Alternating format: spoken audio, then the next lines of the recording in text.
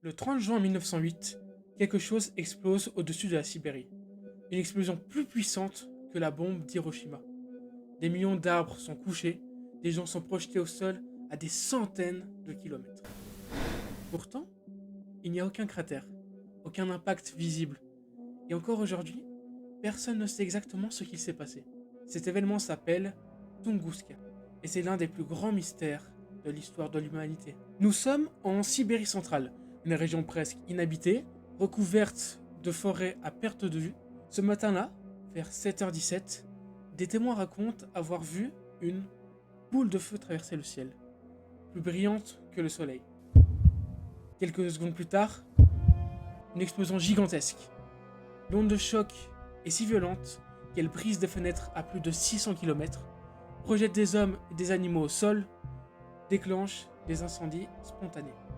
Certains témoins pensent que la fin du monde est arrivée.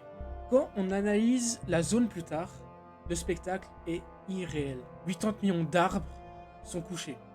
Mais pas n'importe comment. Ils sont disposés en étoiles, comme si quelque chose avait explosé dans le ciel et pas sur le sol. Et pourtant, aucun cratère, aucun fragment géant, aucune trace classique d'impact. À l'époque, la Russie est instable politiquement, ce qui veut dire que les premières expéditions scientifiques n'arrivent que 20 ans plus tard. Et plus les scientifiques enquêtent, plus le mystère s'épaissit. Aujourd'hui, les chercheurs estiment que l'explosion équivalait à 10 à 15 mégatonnes de TNT. C'est 1000 fois Hiroshima et suffisamment pour raser une grande ville moderne. L'hypothèse principale est celle d'un astéroïde ou d'une comète qui aurait explosé dans l'atmosphère à environ 10 à 10 km d'altitude. Ce phénomène s'appelle une explosion aérienne. Mais même cette théorie a des problèmes. Pourquoi aucun fragment clair? Pourquoi des anomalies chimiques dans le sol? Pourquoi certains arbres sont brûlés mais toujours debout au centre? Face aux incohérences, certaines théories plus créatives apparaissent. Parmi elles, une mini-explosion nucléaire naturelle, une comète de glace totalement vaporisée, une libération massive de gaz souterraine, et bien sûr, des théories plus controversées, des expériences secrètes, technologies inconnues, voire des extraterrestres. Le seul souci, c'est qu'aucune n'a jamais été prouvée.